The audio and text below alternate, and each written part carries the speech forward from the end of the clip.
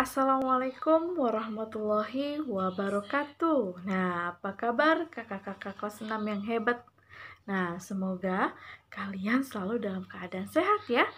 Ya, ketemu lagi dengan Ibu ya dalam pembelajaran apa? Tematik. Ya, nah sekarang kita ada di pembelajaran kedua ya. Nah, di pembelajaran kedua ini kita akan membahas tentang apa?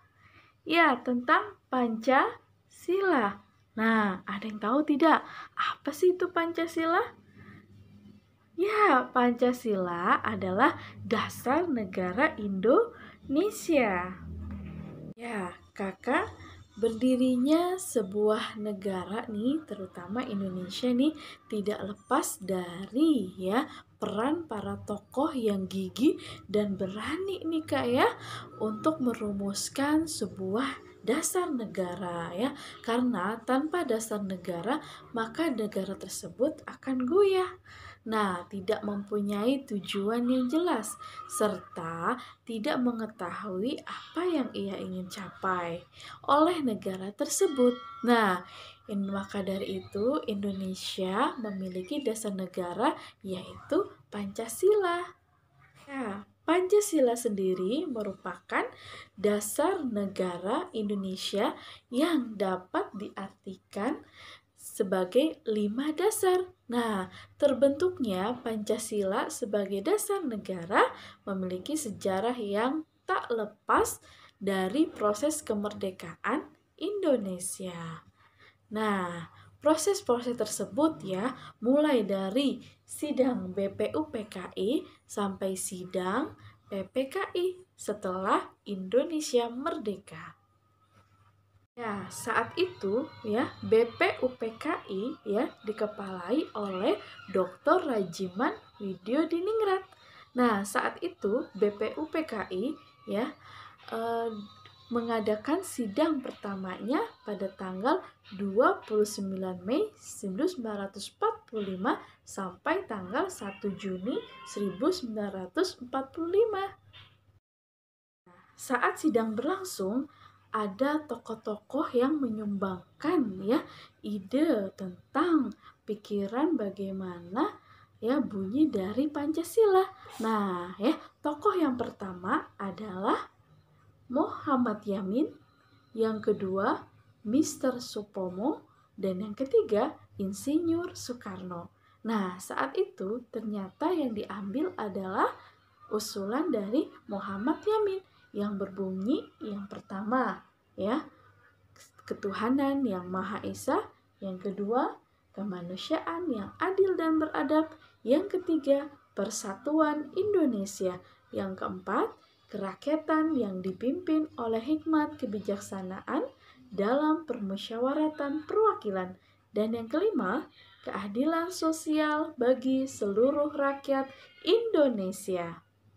Nah, sekarang kalian tahu tidak nih, apa saja ya lambang dari Pancasila ya, sila pertama sampai sila kelima. Nah, untuk lambang sila pertama adalah apa yo?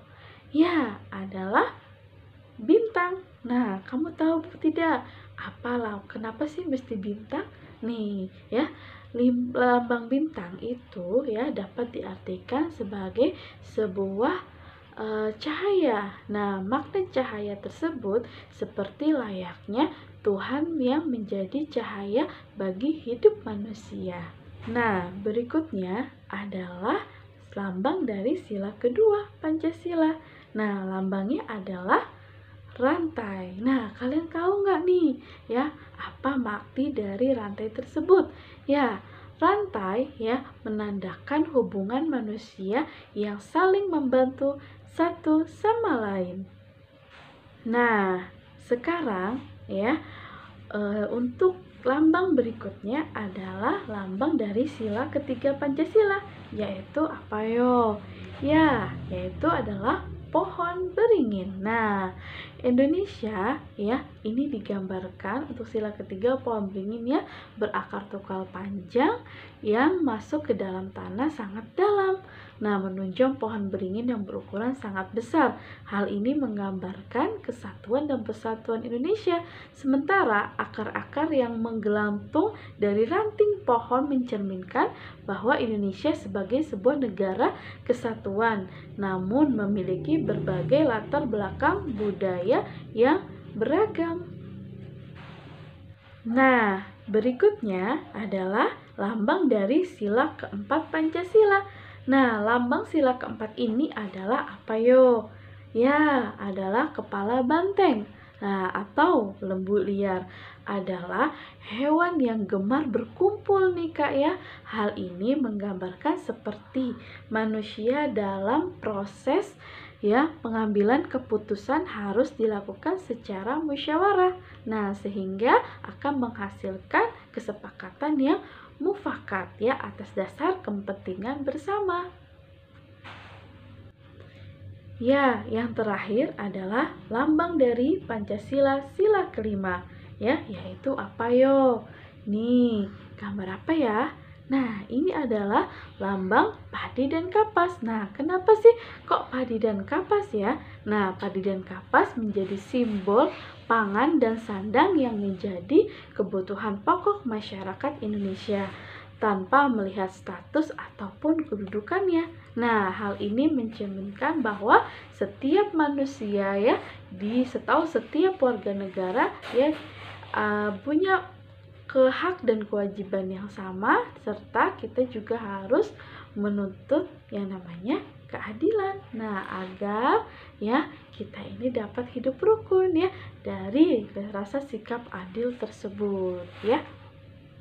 Ya, dalam menjalani sebuah kehidupan ya, Pancasila bukan sekedar hanya sebagai dasar negara yang mesti kita tahu ya, tapi kita juga harus mengamalkannya ya dalam kehidupan sehari-hari. Nah, sebagai contoh ya, untuk sila pertama nih ya, kira-kira pengamalannya apa ya? Nah, untuk sila pertama bunyinya apa Kak? Oke, ketuhanan yang Maha Esa. Nah, berikut contoh ya pengamalannya dalam kehidupan sehari-hari. Nah, seperti ini ya. Nah, kita sebagai umat beragama harus menjalankan ibadah yang sudah diatur oleh setiap masing-masing agama. Nah, kita nih di Indonesia ya mengenal ada berapa agama? Ya, ada 6 agama. Nah, kita agar hidup kita menjadi rukun, maka kita sesama umat beragama harus bisa saling menjaga, harus bisa saling menghormati ya, dan harus bisa saling menghargai ya, seperti pengamalan berikut ini nih ya, contohnya ya. Nah, untuk pengamalan sila berikutnya adalah sila keberapa? Ya, sila kedua. Ya, sila kedua bunyinya apa? Ya, kemanusiaan yang adil dan beradab. Nah, di sini ya Kak ya. Nah, dalam kemanusiaan yang adil dan beradab, nah, pengamalannya adalah ayo apa? Ya, kita tidak boleh ya, salah satunya nih, tidak boleh mengambil hak orang lain ya. Kita harus bisa nih menyayangi sesama umat manusia ya, dan harus saling menghargai ya.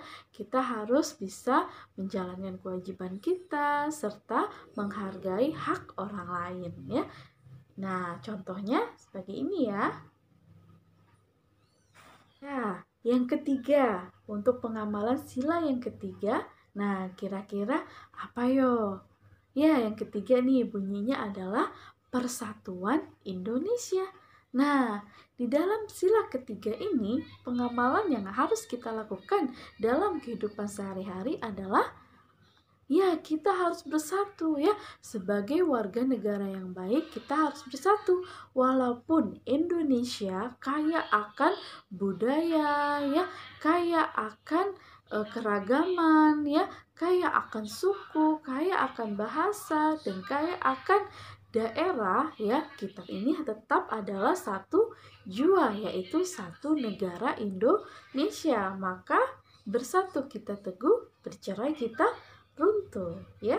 Artinya apa? Nah, kalau bersatu, nah hidup kita akan kokoh, hidup kita akan rukun, nah hidup kita akan terlindungi. Tapi kalau kita bercerai, maka kehidupan kita ya di negara ini akan hancur, akan terberai-berai ya Kak ya. Nah, itu adalah contoh nih pengamalan sila ketiga Pancasila. Ya, berikutnya adalah sila keberapa? Ya, sila keempat. Apa yo bunyinya? Ya, kerakyatan yang dipimpin oleh hikmat kebijaksanaan dalam permusyawaratan perwakilan. Nah, di sila keempat ini, nah kita dalam pengamalan yang dalam kehidupan sehari-hari ya Kak ya, kita dianjurkan lalu hidup untuk apa? Ya, bermusyawarat. Ya, Kakak tahu nggak nih apa yo pentingnya hidup ya, kita harus bermusyawarat. Nah, ya. Nah, ketika kita bermusyawarah, maka hasil yang dihasilkan pun akan baik ya. Jadi, hasilnya pun akan sesuai dengan kepentingan bersama ya. Nah, ini ya Kak ya, contoh pengamalan sila keempat Pancasila. Nah, yang kelima, nah kalian tahu nggak nih ya pengamalan sila kelima Pancasila? Namun sebelumnya bunyinya apa ya sila kelima? Ya, bunyinya adalah keadilan sosial bagi seluruh rakyat Indonesia. Nah, di sini ya, di sila kelima ini bahwa ya, kita dalam berkehidupan bermasyarakat, kita harus bertindak seadil-adilnya ya. Kita tidak boleh membedakan satu sama lain ya. Jadi, kita harus bersikap adil ya agar ya hidup kita pun menjadi aman dan damai. Nah, contohnya seperti ini ya untuk sila kelima Pancasila dalam kehidupan sehari-hari. Ya, Kakak, itulah ya sedikit gambaran tentang Pancasila dan pengamalannya dalam kehidupan sehari-hari. Nah, Ibu harap ya kalian dapat mengamalkan ya 5 sila Pancasila tersebut dalam kehidupan keseharian kalian agar hidup kalian ya dapat terbina dengan rukun, damai, dan aman, serta kita sebagai warga negara ya bisa nyaman ya hidup di negara kita sendiri ya. Jadi Ibu ya dipesan kepada kalian ya, jagalah ya, patuhilah ya peraturan yang ada di negara ini, serta kita sebagai warga negara harus ya mematuhi ya pedoman hidup kita ya, pedoman hidup bangsa kita, yaitu Pancasila ya sebagai dasar negara ya. Dari Ibu cukup ya, sampai ketemu di pembelajaran berikutnya ya. Wassalamualaikum warahmatullahi wabarakatuh.